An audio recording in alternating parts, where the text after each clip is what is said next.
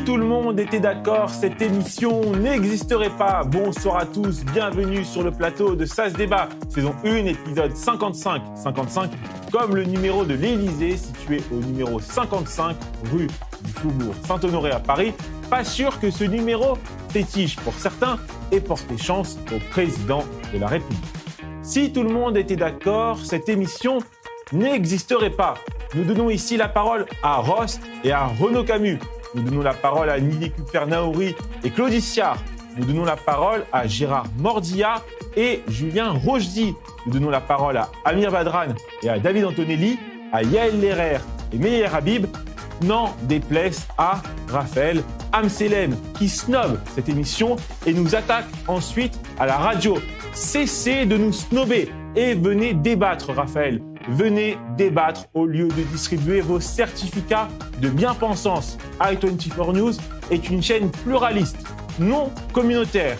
Et n'en déplaise aussi aux fous furieux qui m'envoient des messages sur Messenger, sur Facebook, pour me souhaiter de me faire virer de cette chaîne ou pire encore, qui me menacent. Voilà, ça, c'est dit.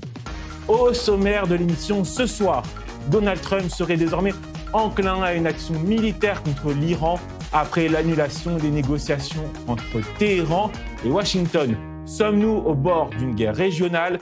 Débat dans quelques minutes. Comment les événements en cours en Iran sont-ils analysés par le judaïsme? Ce soir, les négociations entre les États-Unis et l'Iran ont été annulées. Réponse avec le Rav Yonatan Seror de Tel Aviv dans l'interview du Tac au Tac. Je proposerai ensuite aux débatteurs du soir de réagir à 4 informations du jour dans le Tour de l'info, séquence à ne pas louper à 21h30. Enfin, Yair Lapid affirme n'avoir aucun problème avec le fait que l'autorité palestinienne joue un rôle civil à Gaza. L'autorité palestinienne sera exclue de la gouvernance de Gaza, affirme de son côté Benyamin Netanyahou. Thème de campagne électorale, thème de débat ce soir. Et Julien Assal mixera tout ça dans son cocktail vitaminé quotidien, carte blanche au checker à 21h54. Vous êtes bien installés sur votre canapé? Allez, c'est parti.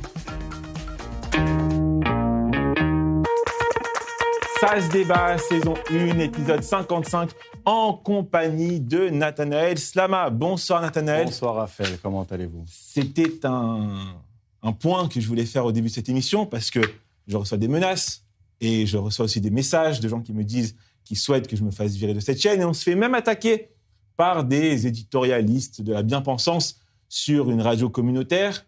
On nous reproche certains invités sur nos plateaux. Ici, on donne la parole à tout le monde.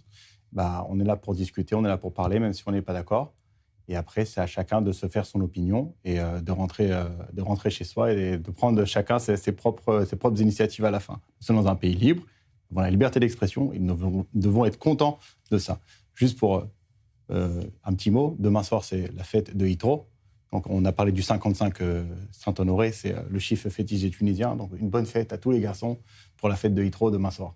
Et voilà. Je partage ces vœux parce que, si vous ne le saviez pas, ma mère est d'origine tunisienne, de Tunis. Donc, nous fêtons également la fête de Yitro. Fête d'Yitro. En face de vous, Amir Badran. Bonsoir, Amir Badran. Bonsoir, Raphaël. Un petit mot peut-être sur ce point, sur cette liberté d'expression qu'on a dans cette émission et sur le fait que certains de nos téléspectateurs ne supportent pas le fait d'entendre des avis divergents aux leurs. Que faire? Écoutez, je pense que si on croit dans la démocratie, dans la liberté de parole, il faut savoir s'écouter et laisser le droit à tout le monde d'exprimer leur opinion, même si ça vous n'arrange pas ou ça vous plaît pas.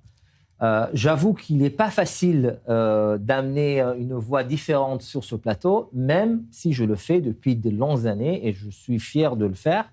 Parce que je trouve que c'est important et je trouve que c'est grâce à vous que ça se fait. Merci beaucoup, Amir. Et à Paris, on retrouve notre cher Elliot Maman. Bonsoir Elliot, comment allez-vous? Bonsoir, très bien et vous? Je suis heureux de vous retrouver dans cette émission. Et à vos côtés, Rachel Bourlier. Bonsoir Rachel, comment ça va? Bonsoir, très bien. Et je tenais à vous dire que Gérard Mordillat, d'ailleurs, est très heureux de venir. Il a découvert cette émission et il m'a dit que c'est un plaisir. Il était très surpris de pouvoir venir et d'échanger. Et on lui avait dit, mais que fais-tu ? Pourquoi vas-tu sur cette chaîne ? Il a dit, mais je suis ravi de venir débattre. On m'a accueilli et il est très, très, très heureux de venir d'échanger sur le plateau. C'est un plaisir pour lui de venir et pour nous de le faire avec lui. Rachel Bourlier, vous souhaitez présenter un livre à nos téléspectateurs ce soir. Oui, j'ai eu un coup de cœur, un choc amoureux littéraire. Je ne m'attendais pas à ça, d'une jeune femme qu'on a l'habitude de découvrir plutôt sur du papier glacé, Charlotte Casiraghi. Voilà, une princesse. Et là, j'ai eu un vrai bouleversement en lisant son livre d'édition Julliard, La Fêlure. Et avec une lucidité dans l'écriture, dans les mots, sur la fêlure que l'on peut tous rencontrer dans la vie. Voilà, ça nous arrive de chuter et de rencontrer dans notre parcours des moments de vie. Et elle l'écrit très, très bien. Voilà, donc je le conseille très chaleureusement à tous ceux qui nous regardent. Découvrons à présent quels débatteurs ont gagné les face-à-face de l'émission d'hier à la question nucléaire iranien. Trump va-t-il remporter son bras de fer contre les mollahs ? Vous êtes d'accord à 67% avec Simon Mauss, mais on voit effectivement que c'était plutôt Rost qui avait raison ce soir parce qu'il n'y a pas de négociation. Et à la question, le gouvernement israélien a-t-il tout raté dans l'après-guerre à Gaza ? Vous êtes d'accord à 65% avec Chaim Berkovitz. Un débat que nous aurons un peu différent, mais toujours sur Gaza, en seconde partie de cette émission. Passons tout de suite au premier débat. Là, il est censé avoir un jingle. Il n'y a pas de jingle. La régie, elle est fatiguée. Mais c'est pas grave. Allez, on avance. Les États-Unis ont fait savoir ce soir à l'Iran qu'ils n'acceptaient pas les demandes de Téhéran visant à modifier le lieu et le format des pourparlers prévus vendredi, ont indiqué 2 responsables américains à Axios.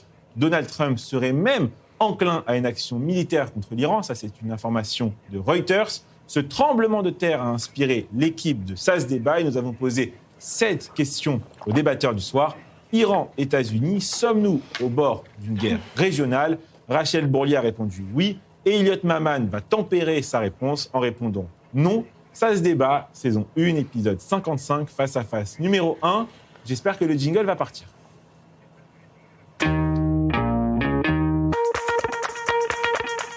Toda Rabba, merci beaucoup la régie. Rachel, vous commencez 1 minute pour convaincre nos téléspectateurs. Elliot, vous connaissez le principe, vous enchaînez juste après. Est-ce que tout le monde est prêt ? Absolument. Oui. Mais la régie n'est pas prête, mais bon, c'est pas grave. Allez, c'est parti. Rachel, c'est à vous. Alors, nous ne sommes plus dans la diplomatie, mais dans le compte à rebours. Pourquoi ça a échoué ? Eh bien, parce que le passé se répète. Le guide suprême a refait le coup du mois d'août 2022. Il a voulu jouer la montre, alors que la région s'embrase. Mais Donald Trump n'est pas Joe Biden. Quand Trump dit plus de négo, eh bien, ça veut dire que la prochaine étape se joue sur le front. Le guide suprême a parié sur les faiblesses de l'Occident. Il vient de perdre son pari. Donald Trump a laissé une fenêtre de négociation, mais sans perspective justement d'accord. Eh bien, la seule option qui lui reste, c'est d'empêcher l'Iran de devenir une puissance nucléaire. Et la seule option, c'est l'option militaire. Le guide suprême sait que son régime économiquement est à l'agonie. La seule stratégie de survie, c'est la fuite en avant. La réponse, c'est à l'arrêt des négociations de Trump, c'est de lancer les actions des Houthis ou le Hezbollah, enfin ce qu'il en reste. Et merci malheureusement, beaucoup, Rachel. La région va s'embraser. Merci beaucoup, Rachel. Elliot, c'est à vous. Non, mais très précisément, dans la continuité de ce que disait Rachel Bourlier, la question que je me pose avec les développements que l'on a eus au cours de ces dernières minutes, puisque il y a 1 heure que l'on a appris qu'il n'y aurait pas de négociation, c'est en réalité, qu'est-ce que ça change qu'il n'y en ait pas ? Puisque avant d'avoir véritablement des négociations, avant d'avoir des pourparlers en bonne et due forme, il nous faut s'accorder sur ce dont on va discuter, sur ce qui va être négocié. Et en l'occurrence, on voit que sur ce point, finalement, aussi crucial que facile à aborder, Iran et États-Unis ne sont pas parvenus à trouver un accord. Donc ensuite, la viabilité de négociations et d'accords diplomatiques est, quoi qu'il arrive, complètement nulle. Donc en réalité, ma question, c'est plutôt est-ce que l'on va être dans un statu quo ou est-ce que l'on va avoir une intervention beaucoup plus verticale de la part de Donald Trump qui, avant même l'annonce de l'annulation des pourparlers, était de toute façon les deux hypothèses auxquelles on faisait face. Merci beaucoup. Et d'ailleurs, Elliot. on a bien vu que l'Iran... Merci beaucoup, Elliot. Parfait, vous êtes tous les deux respectés les 60 secondes. Amir Badran, vous êtes plutôt d'accord avec Rachel ou avec Elliot? Bon, je crois que c'est plutôt Elliot qui a raison. En tout cas, je ne crois pas qu'on doit aller à une situation de guerre avec l'Iran. Je pense que c'est quelque chose de très malsain, de très. On n'aura atteint aucun but de bombarder le peuple iranien. Vous savez, il ne s'agit pas uniquement de causer une guerre ou de faire la guerre. Le but du régime, de l'administration américaine, c'est de changer le régime en Iran. Et ce n'est pas les bombes qui vont changer le régime. Les bombes vont sûrement causer des dégâts et des morts des enfants et des femmes. Et comme j'ai dit, ce n'est pas le but. Je crois que l'Iran, c'est quand même si on ne l'aime pas, c'est quand même une puissance, c'est un grand État. Ce sont des gens qui sont très émancipés et recourir comme ça à une situation de force n'est pas vraiment l'ultime raison de sortir de cette implantation dans laquelle on est. Madame El-Slama, les informations du soir sont-elles de bonnes ou de mauvaises nouvelles pour Israël, selon vous? Alors, je ne sais pas ce qu'on peut parier sur Israël. On devrait inventer un jeu, une sorte de Survivor, en disant que le premier qui dit « ce soir, on va attaquer en Iran, finalement, il n'y a pas », il quitte le jeu et on restera 5 ou 10 personnes à jouer ce jeu. Il y a beaucoup de panique autour de ça. Est-ce que c'est une bonne chose ou une mauvaise chose pour Israël? Les jours nous le diront. Mais je vais vous surprendre, parce que je suis plutôt d'accord avec Amir ce soir, en disant que l'attaque en Iran n'est pas une fin en soi. La fin voulue, c'est la fin de la possibilité de l'Iran d'avoir l'arme nucléaire et des missiles balistiques et de continuer à menacer la région entière. Pour répondre à la question... Ils n'ont pas voulu négocier sur les missiles balistiques. Exactement. C'est aussi pour ça que les négociations sont annulées. Et d'ailleurs, j'aimerais aussi répondre et aider Rachel dans son développement en disant que nous ne sommes pas à l'abri d'une guerre régionale, nous sommes déjà dans une guerre régionale. Nous sommes dans une guerre régionale où il y a les deux blocs soviétiques et le bloc américain qui s'affrontent, avec l'Iran et Israël au milieu. Et on est dans un schéma classique de guerre régionale, qu'on le veuille ou pas. Rachel, c'est aussi la preuve qu'on peut difficilement négocier avec les terroristes, encore moins avec un État terroriste. Mais surtout qu'on le voit bien, c'est pas la première fois que le guide suprême, au moment d'une négociation, à chaque fois, change d'avis. Il joue la montre. Et il y a un point qui est très stratégique, c'est le détroit d'Ormuz. Donc, et c'est là où la région risque de s'embraser. Mais j'entends Amir qui nous dit que le peuple iranien est formidable. Mais qui a dit le contraire? Et il nous parle de morts. Mais là, on est quasiment à plus de 70 000 morts en un temps c'est le régime qui tue son peuple. Record. Donc, exactement. Donc là, c'est le régime qui tue son peuple. Il serait peut-être temps justement de siffler la fin de la récréation et qu'il y ait une intervention, parce que là, ceux qui souffrent, c'est le peuple iranien. Et justement, le peuple iranien est un peuple exceptionnel. Ils sont culturellement formidables, brillants. Et les premières victimes de ce régime, c'est le peuple iranien. Alors pour en revenir à Israël, c'est pas la première fois malheureusement, Israël est dans une situation d'insécurité. Ils sont déjà préparés. Et on a vu combien de témoignages que vous avez passés sur les ondes d'I24 News de femmes et d'hommes disant, et de femmes même enceintes, disant nous sommes prêts à retourner dans nos abris si cela est pour libérer la population en Iran. Donc je pense qu'une intervention est essentielle. Et d'ailleurs, la région est en effet en train de s'embraser à cause du guide suprême et nous le savons tous. Elliot, Israël sera selon vous la victime collatérale, une victime potentielle collatérale de cette guerre Iran-États-Unis, c'est-à-dire que au lieu d'attaquer des bases américaines au Qatar ou ailleurs, les mollahs enverront des missiles en représailles sur l'État qu'ils considèrent être le petit Satan face au grand Satan américain ? Mais c'est évidemment une partie des préoccupations qu'on peut avoir à l'heure actuelle, mais reconnaissons qu'il s'est tout de même passé quelque chose juste avant l'annulation des négociations. C'est que l'Iran a voulu tester l'efficacité de la défense antiaérienne des États-Unis, puisqu'ils ont notamment cherché à cibler des navires américains positionnés dans la région et qu'ils ont déterminé que de toute évidence les États-Unis étaient plus ou moins bien dotés s'agissant de leur défense antiaérienne. Alors bien sûr, quand on a soudainement une salve de missiles balistiques qui peuvent commencer à cibler Israël, comme ça a déjà pu être le cas, on se retrouve dans une difficulté particulière parce que les missiles balistiques sont plus difficiles à contrer que les roquettes du Hamas, que le dôme de fer par exemple, c'est très bien intercepté. Donc évidemment qu'on est dans une préoccupation très légitime à cet égard-là. Pour autant, il me semble que tout l'enjeu de la période et des journées qui ont précédé, ça a précisément été que les États-Unis ont notamment aidé, garanti à Israël qu'il y allait avoir un support tout particulièrement important s'agissant de la capacité à répondre à d'éventuelles attaques venues d'Iran. Il n'y a aucune couverture à 100%, mais c'est quand même significatif. Amir, est-ce aussi la preuve que l'Iran ne veut ni renoncer à son programme nucléaire, ni à ses missiles balistiques ? Non, je ne crois pas. Je crois que l'Iran, comme étant un État souverain, veut garder sa souveraineté et veut qu'on le traite comme un État souverain et non pas comme quelqu'un qui est à genoux et qui a un seul choix, soit de se mettre à genoux et lever les bras et accepter toutes les conditions des États-Unis, soit envisager la guerre. Et dans ce dilemme, le gouvernement iranien choisira la guerre.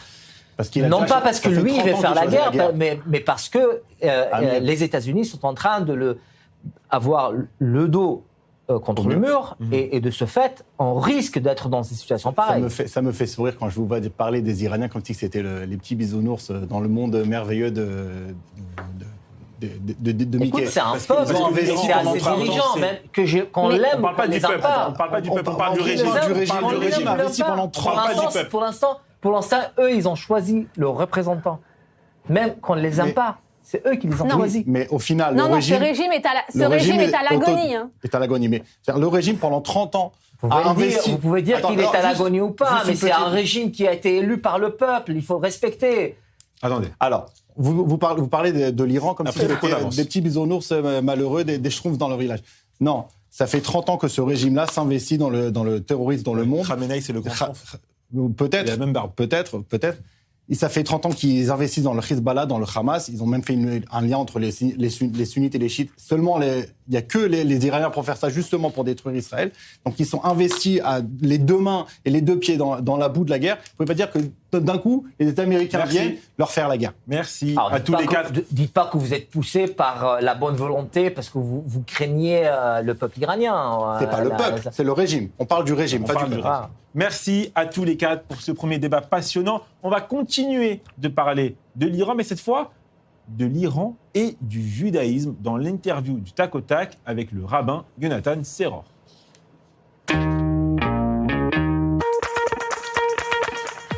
Bonsoir Yonatan Seror, vous êtes rabbin de la synagogue Shaarei Tzion Etz Chaim à Tel Aviv. Merci d'avoir accepté notre invitation sur i24 News. Vous avez suivi ces informations, j'imagine, sur i24 News, il y a notre application. Les négociations entre l'Iran et les États-Unis ont été annulées. Est-ce que, selon vous, c'est un signe qu'une guerre est proche ? Bezrat Hashem, seul l'avenir nous le dira. C'est possible qu'il y ait une guerre, mais en tout cas, nous, qu'il y ait une guerre ou pas, ce qui nous importe, c'est de savoir quel est notre devoir face à la conjoncture actuelle, face au peuple iranien.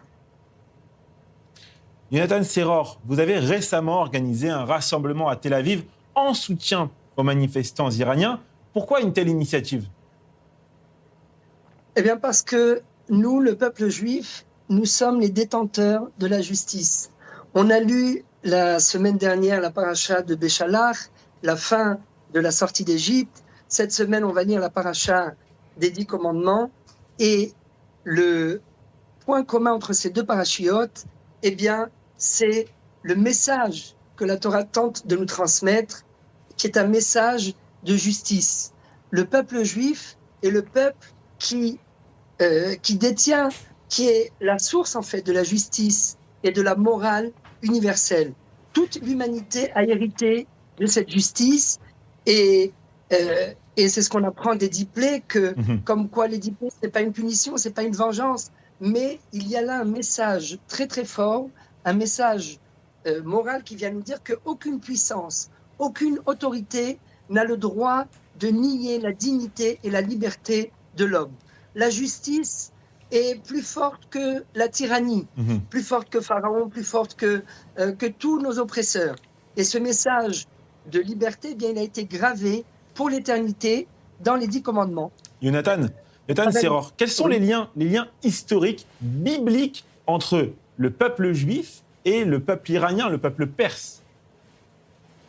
Alors bien sûr, on approche bientôt, dans un petit peu moins d'un mois, de la fête de Pourim. C'est évident que nous avons vécu dans les 127 provinces de Ahasuérus, et il est évident que nous avons, pendant une grande partie de notre histoire, nous avons vécu dans les contrées en Iran. C'était peut-être l'âge d'or du judaïsme à l'époque, et c'est évident que nous avons une responsabilité, pas seulement morale, mais également historique, ne serait-ce que par reconnaissance pour la terre qui nous a accueillis à l'époque, eh bien, de faire régner la justice à travers l'État d'Israël, bien évidemment, qui c'est pas pour rien que les Iraniens se sont tournés vers Trump ou bien vers notre Premier ministre en appelant au secours. Venez nous délivrer, venez nous sauver venez nous sauver des tyrans. Et après tellement d'années, eh bien, oui, l'État d'Israël, à chaque fois qu'il y a une catastrophe naturelle à l'autre bout du monde, un tremblement de terre ou je ne sais quoi, eh bien, l'État d'Israël est toujours le premier à réagir. Et oui, là, ce n'est pas une histoire politique, ce n'est pas qu'une histoire interne entre l'Iran avec elle-même.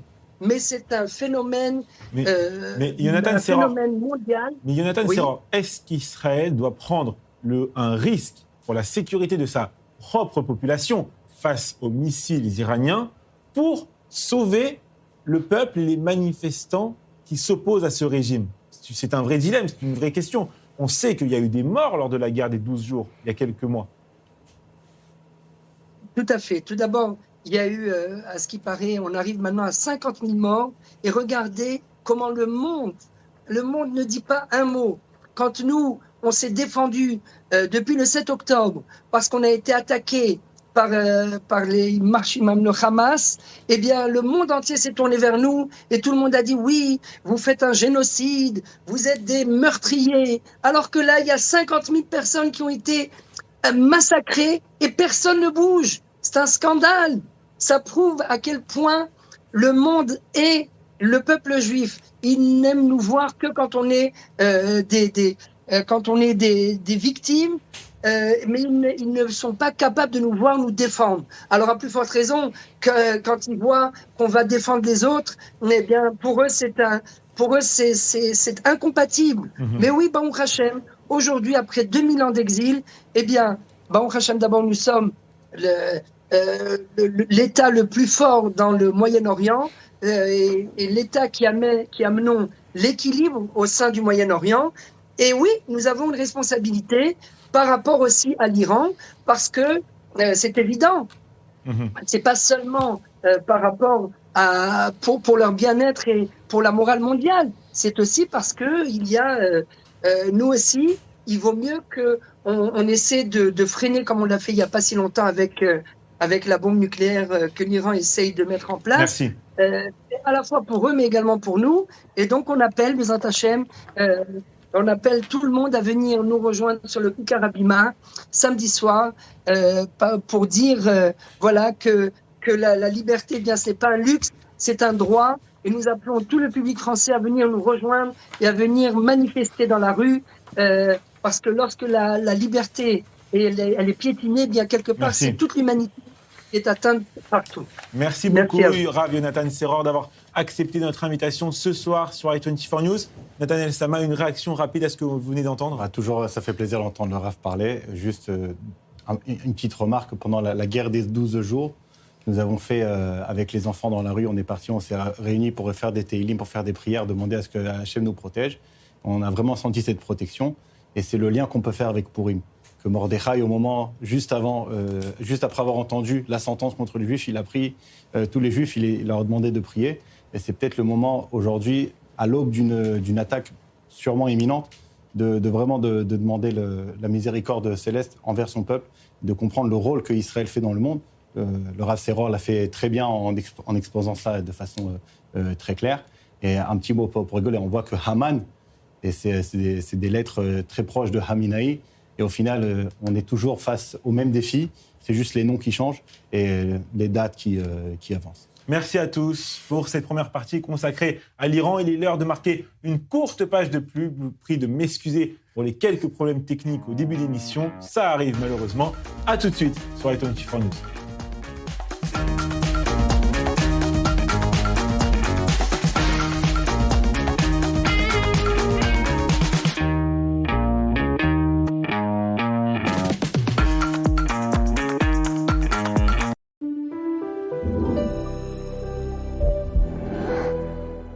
Des offres qui vont vous faire retomber amoureux de votre maison. Salle à manger, salon, fauteuil, Shumrat Azorea, tout l'ameublement de la maison en un seul endroit.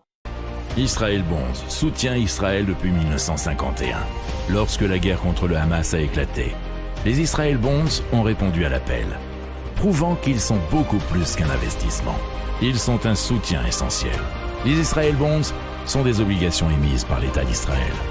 En choisissant de souscrire à des Israël Bonds, vous investissez directement dans l'État d'Israël. Un soutien concret pour l'avenir d'Israël. C'est le moment, bâtissons l'avenir ensemble. Vous vivez en Israël ou préparez votre alia ? Félicitations. Vous avez un téléphone ? Parfait. Téléchargez gratuitement l'appli Olim et découvrez tout ce que nous avons à vous offrir. Prise de rendez-vous médicaux et administratifs, paiement de vos factures, vérification de dettes, traduction instantanée, recommandations de professionnels, suivi de demandes et bien d'autres choses encore. Et si vous n'y arrivez pas tout seul, notre équipe parle votre langue et vous aide dans toutes vos démarches en Israël, à partir de 99 shekels par mois en illimité et pour toute la famille. Alors n'hésitez plus. Téléchargez l'appli ou contactez-nous. Chaque être humain porte en lui les talents que Dieu lui a donnés et mérite d'être vu et écouté comme tel.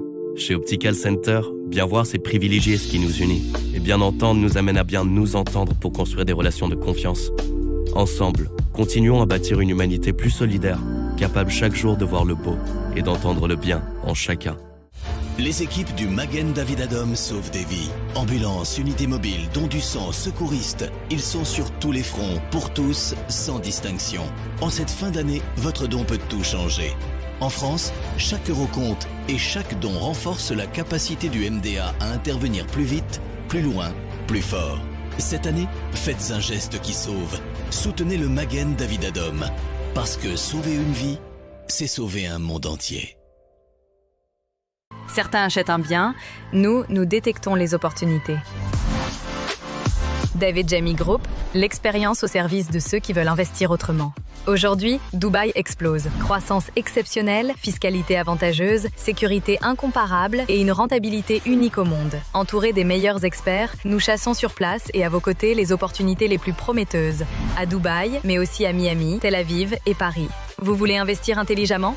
Sécuriser votre avenir dans les plus belles villes du monde ? David Jamy Group, Real Estate Opportunities.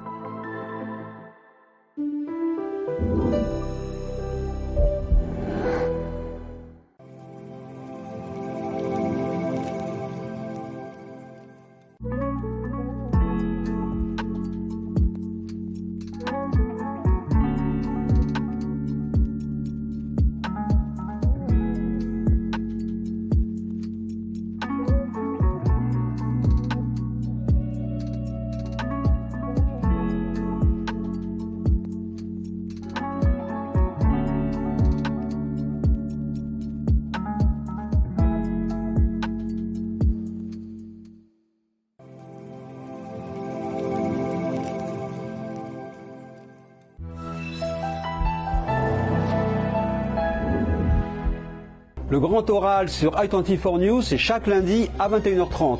des politiques, des experts, des artistes, des auteurs, pour décrypter et comprendre les grands enjeux du Proche-Orient et de notre époque.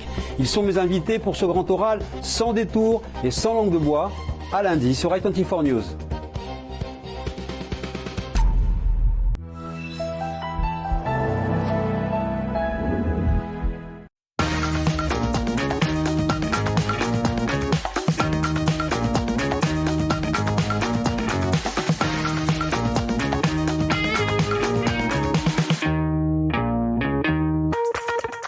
Retour sur le plateau d'i24 News, toujours avec Elliot Maman, Rachel Bourlier, Amir Badran, Nathanaël Slama. Heureusement que vous êtes là parce que vous m'avez donné le sourire pendant cette publicité. On a bien rigolé. Ouais.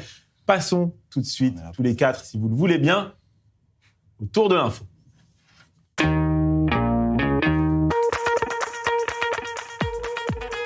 Elliot, on va quitter l'Iran, on va quitter la géopolitique pour parler de politique et même de politique locale. Un article de nos confrères de Paris Match.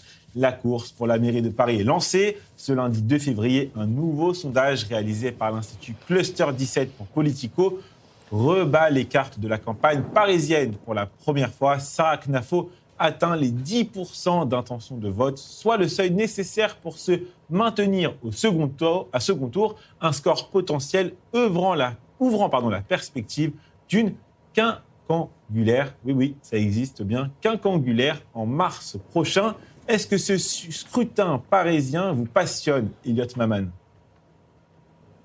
Oui, il est extrêmement intéressant et par ailleurs, il va quand même avoir un certain nombre d'enseignements nationaux. Alors, on le dit toujours, parce que puisqu'on sera à 1 an de l'élection présidentielle, ça veut dire que les élections municipales feront office de test, etc. Je ne sais pas si c'est entièrement vrai parce que la question, c'est quand même surtout les ancrages locaux qu'on peut voir un peu partout. En revanche, sur cette question spécifique de Sarah Knafo, ce qui est vraiment intéressant, c'est dans quelle mesure elle va potentiellement pouvoir entraver les ambitions du Rassemblement national à Paris. Parce que là, on va véritablement avoir ensuite un enseignement à tirer. On sait que le RN va essayer de jouer des cartes par rapport à son ancrage territorial grâce à ses municipales. Si Sarah Knafo fait un meilleur score que Thierry Mariani, le candidat RN dans la capitale, on va il n'y aura pas forcément des conséquences institutionnelles, mais dans le débat médiatique, on avait un peu tendance à enterrer Reconquête. Si Knafo se maintient au second tour, de fait, l'analyse va devoir différer légèrement. Rachel Bourlier, j'aimerais vous entendre sur ce sujet. Bah oui, ça me passionne, moi, ce sujet. Et ce que je trouve dingue, c'est encore cette division des droites. Et cette division des droites, ça va donner des voix, bien on le voit bien, à la gauche. Et c'est ce qui est en train de se passer. Et qui est en tête dans les sondages ? Eh bien, c'est le socialiste. Et je trouve ça fort dommage. Vous auriez préféré que Sarah Knafo rejoigne peut-être Rachida Dati, mais on a vu que Rachida Dati a fermé la porte. C'est l'extrême droite, oui. On ne parle pas avec Sarah Knafo. Oui, mais c'est fort dommage. On aurait dû avoir une union des droites, puisque le fait de s'éparpiller comme ils le font, ça donne une autoroute, comme à chaque fois, à la gauche, qui, alors, eux, n'ont absolument, mais aucun problème à s'unir. Après, ils disent... Oui, du Parti socialiste au NPA, ils font des alliances tout le temps. Exactement. Et Amir Badran. Disent, non, on ne le refera plus. Amir Badran. On passe de la mairie de Paris à la mairie d'Ashkelon. Et vous savez très bien de quoi je vais parler. Le maire d'Ashkelon, Tomer Glam, a été arrêté pour suspicion de corruption. Il est soupçonné d'avoir détourné des dons destinés aux soldats à des fins personnelles pour lui et certains de ses proches. Un commentaire, Amir Badran ? Vous qui êtes un élu municipal aussi. Écoutez, vous savez, des affaires pareilles, c'est triste, mais on entend souvent ici en Israël.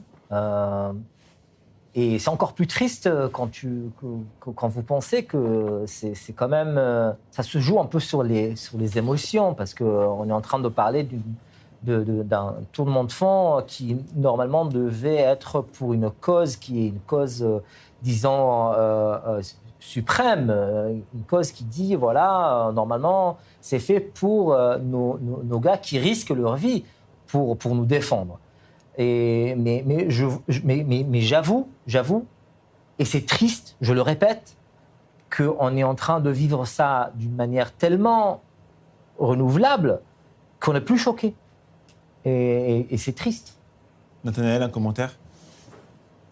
Non. Non. Non, qu'est-ce que le juge se commande sur ça? Il y a une affaire en cours, on attend des preuves. Et quand on aura des preuves, on pourra avoir des conclusions. Rachel Bourlier, votre information. Une information de nos confrères du Wall Street Journal, cette fois un peu plus régional, Moyen-Orient. Les médias saoudiens proches du pouvoir ont adopté un ton de plus en plus anti-israélien ces derniers mois, qualifiant ce phénomène de signe de la diminution des chances de normalisation des relations entre les deux pays. Est-ce que ça vous inquiète? Est-ce qu'on est en train de s'éloigner des accords d'Abraham tels que rêvés par Donald Trump et Benjamin Netanyahu, c'est-à-dire avec l'Arabie saoudite?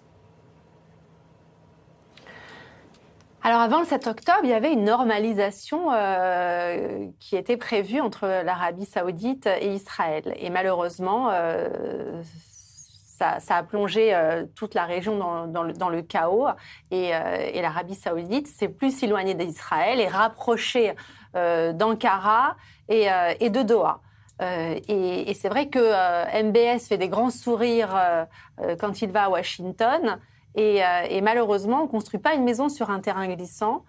Donc, en laissant ces discours de haine s'amplifier, parce que il a quand on voit les discours qu'il laisse dans sa rue, parce qu'en fait, ce qui se passe, c'est qu'il est quand même fragile dans son état, et il laisse, à force d'avoir toutes ces images sur les réseaux sociaux de ce qui se passe à Gaza, eh bien, malheureusement, il s'est éloigné des accords d'Abraham et il a préféré se rapprocher de la Turquie et du Qatar. Mais bon, ça ne veut pas dire que tout est perdu. Donc, mais en revanche, pour l'instant, en effet, c'est en suspens. Si je vous interroge sur ça, vous n'allez pas me dire non. Là, je vais vous dire que le vrai test de l'Arabie saoudite qui rentre dans les accords d'Abraham ou pas, c'est qu'est-ce que Israël et les États-Unis vont faire contre l'Iran. Si on est fort face à l'Iran, qu'on arrive enfin à faire tomber le régime des ayatollahs, qu'on arrive enfin à amener une stabilité et une force régionale, l'Arabie saoudite viendra se joindre à nous. Elliot Maman, je vous écoute sur ce sujet. Non, mais vous aurez remarqué tout de même que le second mandat de Donald Trump est beaucoup moins porté sur les éventuelles ambitions diplomatiques du président américain que son premier mandat.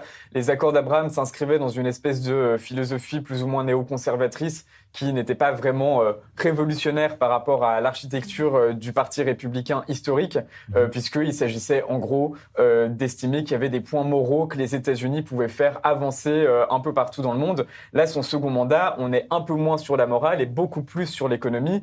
Et on a vu d'ailleurs, notamment dans les émissaires qu'il a pu envoyer, que Donald Trump estimait que l'Arabie saoudite n'était pas nécessairement un État contre lequel faire exercer un levier de coercition, mais un État avec lequel commercer. C'est la nouvelle grande ambition de Donald Trump dans son second mandat. Et peut-être également que, de fait, il y a pour Israël des intérêts qui ne sont pas totalement similaires avec ceux que les États-Unis poursuivent à l'heure actuelle sur le dossier saoudien très spécifiquement. Pardon, excusez-moi Raphaël, il y a juste aussi un autre point, si vous me permettez rapidement, mais c'était sur le point du Congrès américain sur le nucléaire. Il y a ce levier-là aussi par rapport aux démocrates et aux républicains. Et pour l'instant, MBS, il sait très bien que les Israéliens, qui pouvaient être un atout pour eux, ont moins de chances d'apporter un plus dans les échanges, dans les discussions, puisque Israël est moins proche des démocrates que des républicains au niveau du Congrès américain. Et donc peut-être c'est aussi pour cette raison que pour l'instant, tout ça est mis en suspens sur ce dossier-là. Bon, sachez à Paris que pendant vos interventions sur ce sujet, j'avais Nathanaël Slama à côté de moi qui faisait « Il est bon, Elliot, il est bon. » Il est bon, Elliot. Voilà. Pendant toute votre intervention, Elliot, vous aviez Nathanaël Slama qui acquiesçait, qui levait le pouce pour soutenir ce que vous disiez et qui vous félicite pour votre analyse. Nathanaël Slama, votre information part en Israël, au sein de la communauté arabe israélienne. Évidemment, après, Amir, je vais vous faire réagir sur ce sujet. 3 hommes ont été retrouvés morts dans une voiture près de Beth Berl mardi soir, selon Yehoud Hatzalah. La police israélienne a conclu à un acte criminel lié à un règlement de compte entre familles rivales. Peu après, elle a annoncé l'arrestation de 3 personnes en lien avec ces meurtres. 32 Arabes israéliens ont été assassinés depuis le début de l'année 2026. Nous sommes début février, 32. Samedi soir, environ 40 000 Arabes et Juifs israéliens ont manifesté à Tel Aviv, on en a parlé avec Amir Badran, appelant le gouvernement à prendre des mesures plus fermes face à la recrudescence de la violence. Je me souviens quand j'ai commencé à faire du journalisme en Israël et que je faisais un peu de radio à l'époque, déjà, il y a quelques années de cela, on parlait de cette criminalité et de ces drames au sein de la société arabe israélienne. Qu'est-ce qu'on peut faire ? Alors déjà, premièrement, il faut faire respecter la loi, parce qu'aujourd'hui, il y a énormément d'armes illégales qui se baladent au sein de ces villages-là. C'est le rôle du gouvernement. C'est le rôle du gouvernement, c'est le rôle de la police, c'est le rôle de Itamar Ben-Gvir.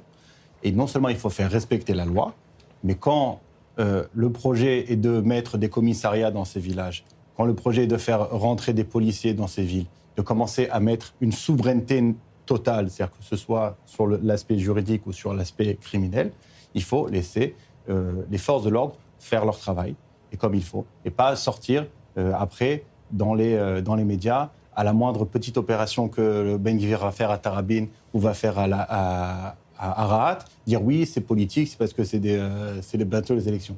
Non. Aujourd'hui, s'il y a un vrai problème de violence au sein de la population arabe en Israël, s'il y a des armes illégales qui un jour finiront par se retourner contre les Juifs, c'est sûr, on l'a vu en 2021 pendant Shomer Chomot, il faut faire appliquer la loi, faire rentrer des policiers et même des magavs s'il faut, et faire appliquer la loi qui est une souveraineté totale. Votre analyse est très intéressante, mais ce que je retiens principalement, vous dites qu'Israël n'est pas souverain partout sur son propre territoire, Amir Badran.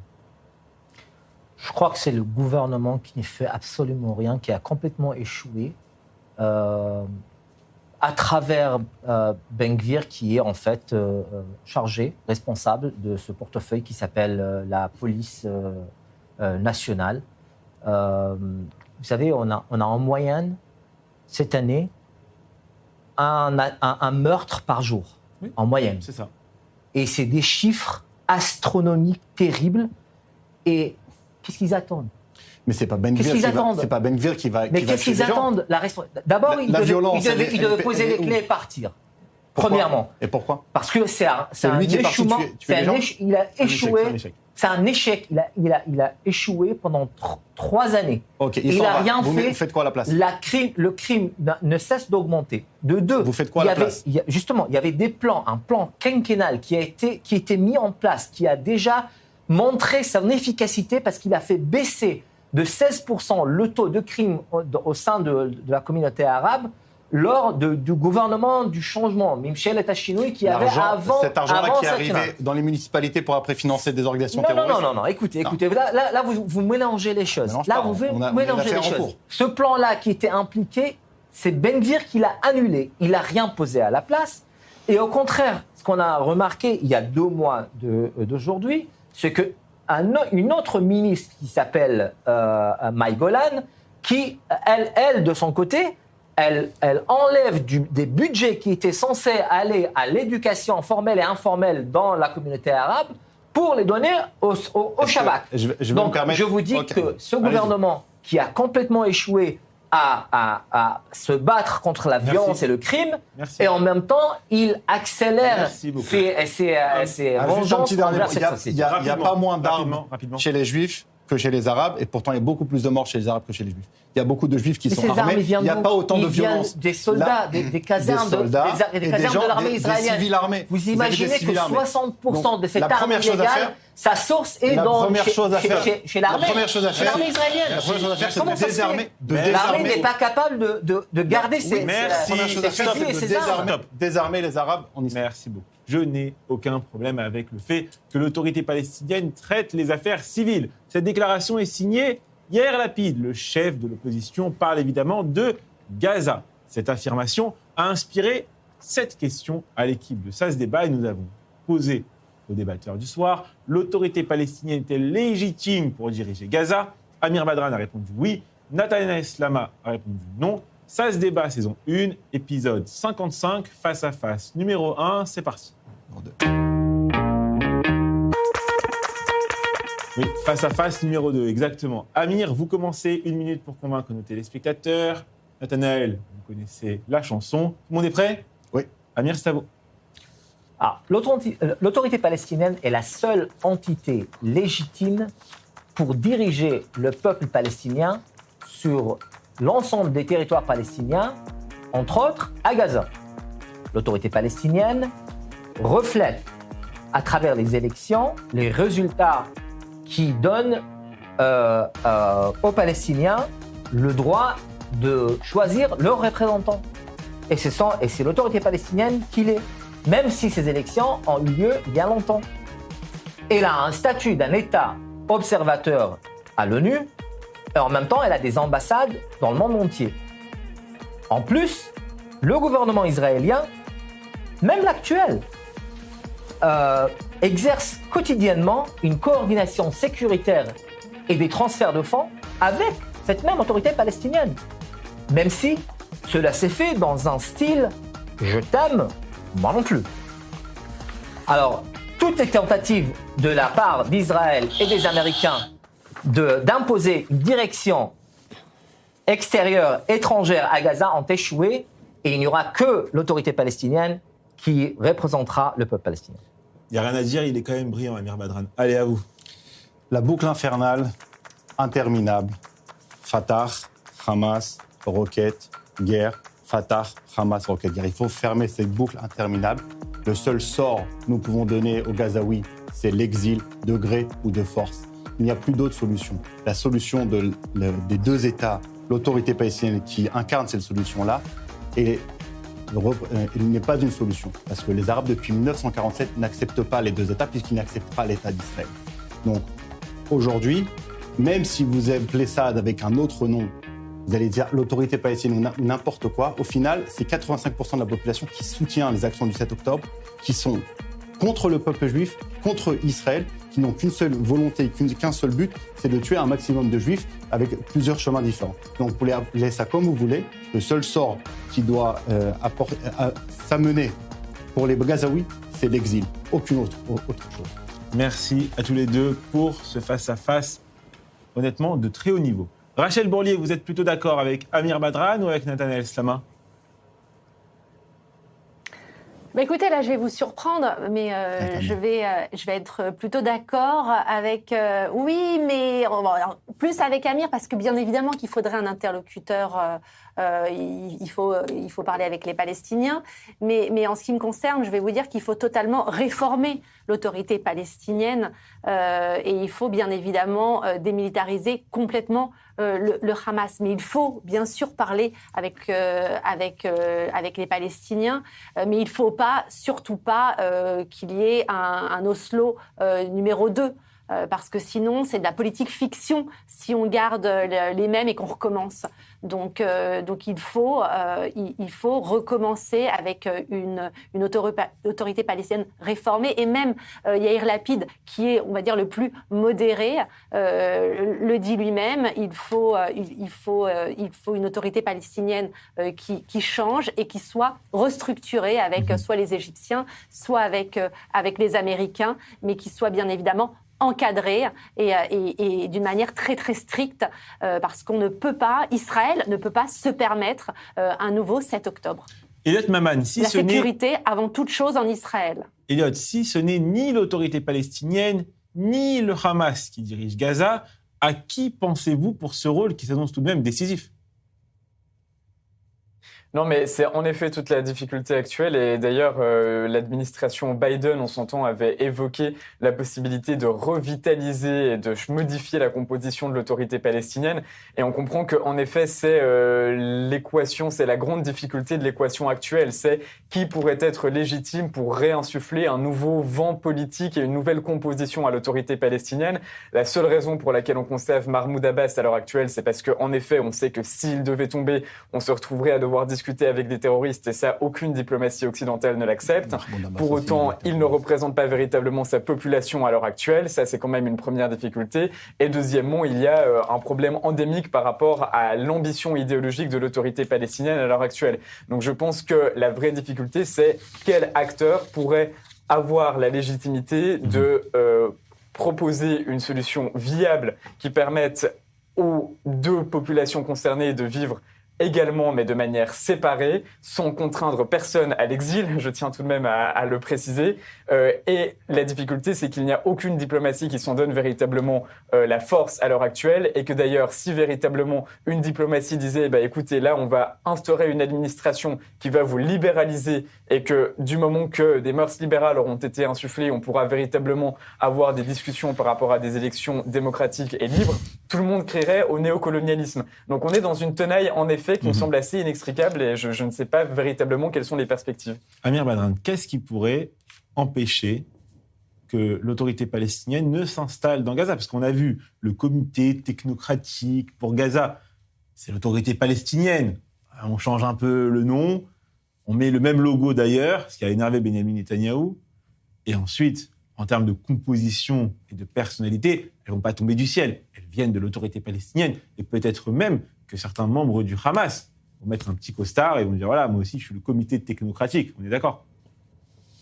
Je crois que la preuve en est qu'il y a eu des tentatives d'imposer une direction extérieure, comme je l'ai dit tout à l'heure, et qu'ils ont toutes échoué. Et finalement, on est arrivé à une situation où il y a eu quand même un accord sur les technocrates, les 15, il me semble, même si ce n'est pas au gré des Israéliens. Vous savez, Israël n'est d'accord sur rien, et elle fera tout au niveau des pourparlers. Israël a même autorisé la réouverture partielle de Rafah. Israël s'est retiré de certaines zones de Gaza. Alors, parlons-en de l'ouverture de Rafah. Partielle, je dis partielle. Parlons-en. Il y a les chiffres sont tels comme ça. Il y a 220 000. Les chiffres étaient prêts, il a anticipé ma question. Ils sont 220 000 à être inscrits pour traverser Rafah pour l'aide humanitaire et pour être en maladie. 50% ont été autorisés. 50%, 5 ont passé. 50 autorisés, 5 ont passé. Nathaniel, il y a aussi 120 000 d'autres qui voulaient rentrer à Gaza. 120 000 voulaient rentrer à Gaza sur cette même frontière. Ils ont été refusés. Ils ont accepté 50 d'entrée uniquement. Merci Amir. Et à ce rythme, il faudra des années pour que ces gens rentrent. Nathaniel Slama, même question pour le Hamas, parce que finalement, parfois, vous vous dites pas, j'étais réserviste dans Gaza, je me suis battu pendant des mois et des mois contre des terroristes du Hamas, qui pourraient demain faire partie du comité technocratique pour Gaza. Et le Hamas l'a dit, il y a des notes qui ont été révélées par la presse israélienne, que la gestion courante de la bande de Gaza, le Hamas ne comptait pas la laisser à une quelconque autorité qui n'est pas celle du Hamas. Est-ce que vous avez combattu pour rien? Non, on n'a pas combattu pour rien. On a combattu pour défendre le peuple juif. Et les jours nous le diront. Et on comprendra un jour que finalement, cette guerre n'a pas été pour rien, ce sang n'a pas été versé pour rien. Si nous restons dans la même boucle, de mettre les mêmes terroristes, mais avec une autre cravate, en pensant qu'on aura autre chose, alors il y aura quelque chose d'autre. Mais il y a un changement qui est en train de se faire, surtout dans la tête de M. Netanyahou, qui comprend qu'il y a un vrai changement à faire, qui soit géopolitique et politique. Merci à tous les quatre pour ce débat passionnant. C'est l'heure de la carte blanche de Julien Assal.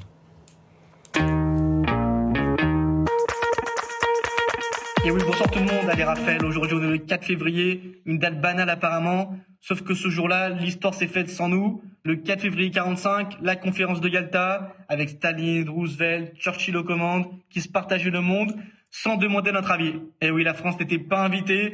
Ça fait penser à moi quand à l'époque j'étais oublié, pas invité, j'étais tout fin, j'étais timide, j'étais très petit aussi. Aujourd'hui je fais 1m86. Bref, j'ai bien évolué aujourd'hui, au contraire de la France où rien n'a changé. Et à ce stade, c'est plus un oubli, c'est une tradition.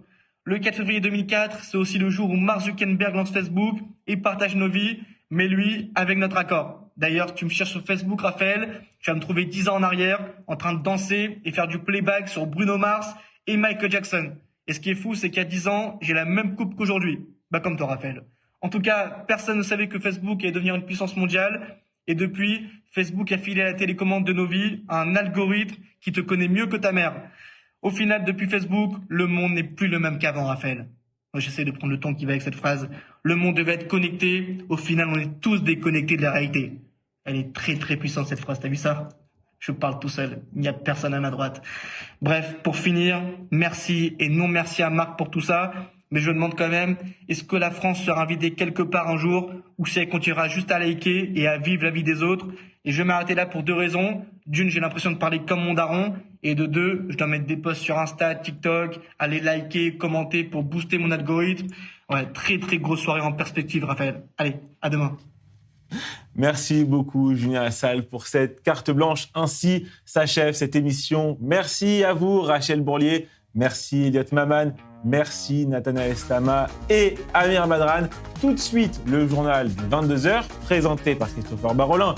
On reviendra évidemment sur les événements de la soirée, ces négociations suspendues entre les États-Unis et l'Iran et Donald Trump qui annonce être prêt à une option militaire. Ça, ce sont des informations de nos confrères de Reuters.